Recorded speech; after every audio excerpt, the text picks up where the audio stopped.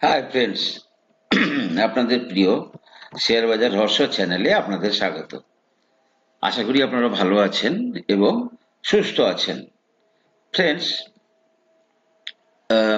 Health care সেক্টরকে কিন্তু আপনারা under estimate অবশ্যই করবেন না। দেখুন, গভর্নমেন্ট চাইছে হেলথ কেয়ার সেক্টরে যাতে স্ট্রাকচার মানিয়ে আসুক, অর্থাৎ সুনির্দিষ্ট টাকা ঢুকুক। তাই গভর্নমেন্ট আবার একটা কিন্তু নতুন ইন্ডেক্স চালু করছে আগামীকাল থেকে, Nifty mid small health care index. এবং এতে প্রায় 30খানা কোম্পানি থাকবে, যার সবচেয়ে বেশি ওয়েটেজ থাকবে খুব সম্ভবত ম্যাক্স হেলথ কেয়ারে। যাই হোক, আমি ম্যাক্স হেলথ কেয়ার নিয়েও আগামী দিনে একটা ভিডিও করব। আজকে আমি যেটা নিয়ে ভিডিও করছি সেটা হচ্ছে metropolis health care limited. Friends, মাত্র 8,800 কোটি টাকার কোম্পানি, 70 পিইতে ট্রেড করছে। আর্নিং পার শেয়ার হচ্ছে 24.35।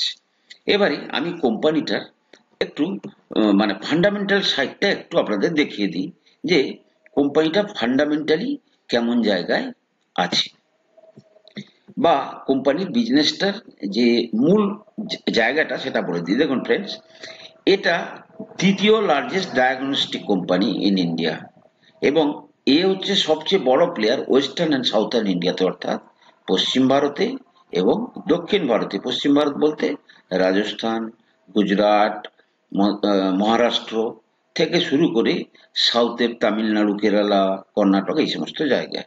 ঠিক আছে। এবার দেখুন, এদের ল্যাব নেটওয়ার্ক আছে 167টা, 488টা টাউনে অপারেট করে। সার্ভিস নেটওয়ার্ক আছে 3,854টা।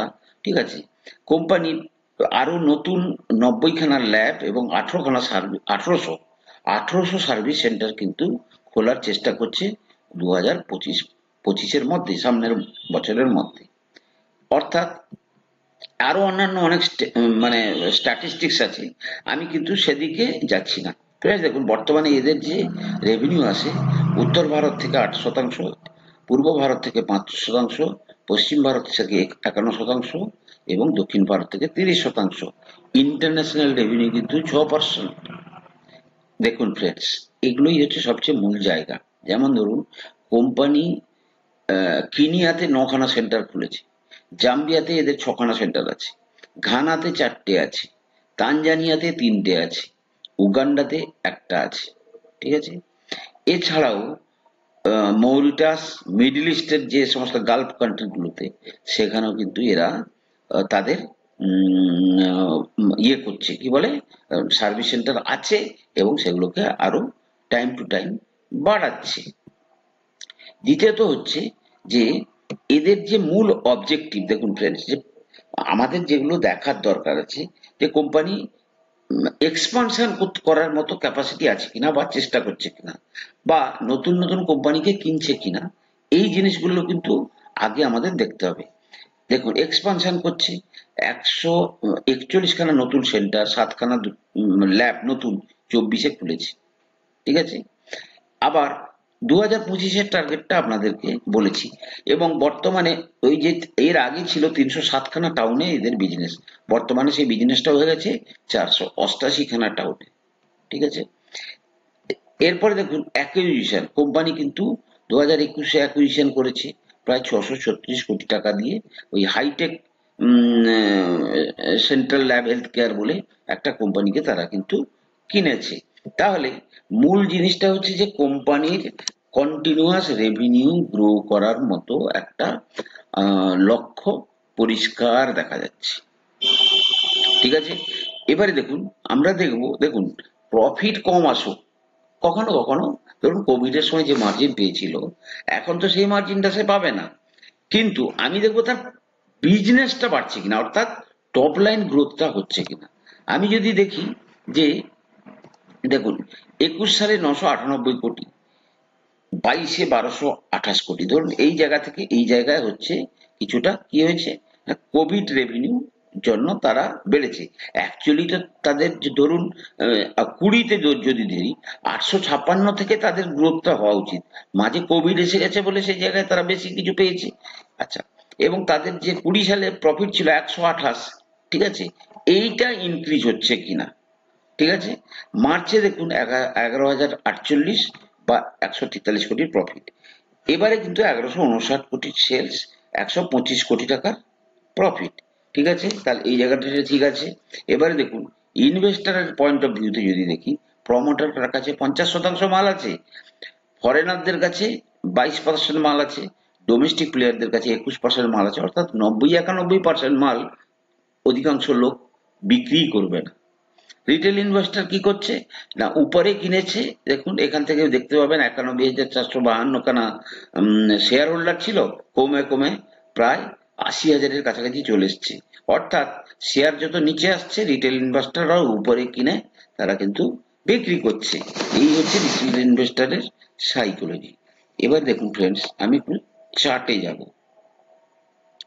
চার্ট দেখুন, চার্ট বলছে কি ফ্রেন্ডস, আমি যেটা এখানে মানে করেছি, 21-এ লো হাই কত গেছে শেয়ারটা, দেখুন হাই গেছে ধরুন 3500-3600 অব্দি গেছিল কোভিড এর টাইমে। মার্কেট কিভাবে ইন্টেলিজেন্টলি কোন বিজনেস মানে আগে ভাগে তারা কিন্তু শেয়ার প্রাইস বাড়িয়ে দিয়ে লোককে ফাঁসিয়ে আবার নিচে চলে আসে। এই লজিক গুলো কিন্তু আপনাদেরকে কিন্তু বুঝতে হবে, না হলে কিন্তু আপনারা শেয়ার বাজার থেকে পয়সা রোজগার করতে পারবেন না। লজিকটা বোঝার চেষ্টা করুন।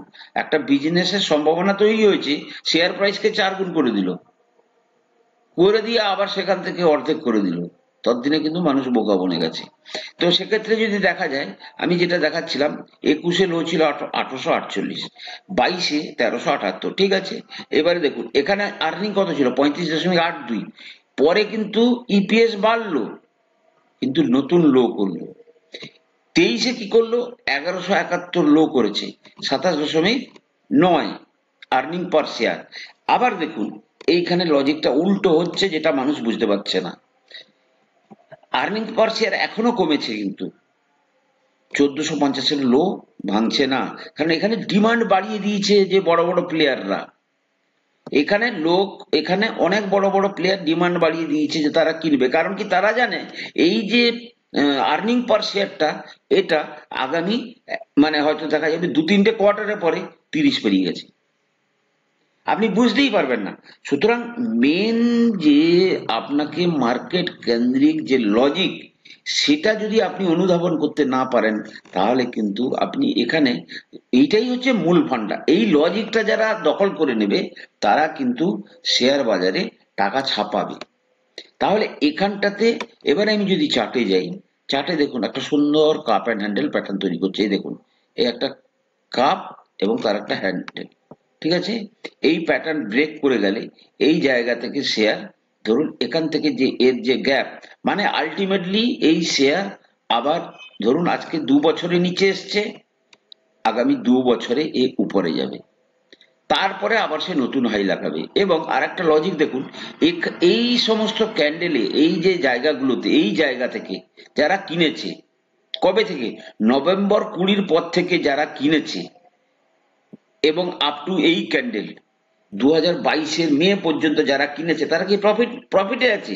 তারা সবাই লসে আছে, এবং যাদের ধৈর্য নেই তারা বিক্রি করছে।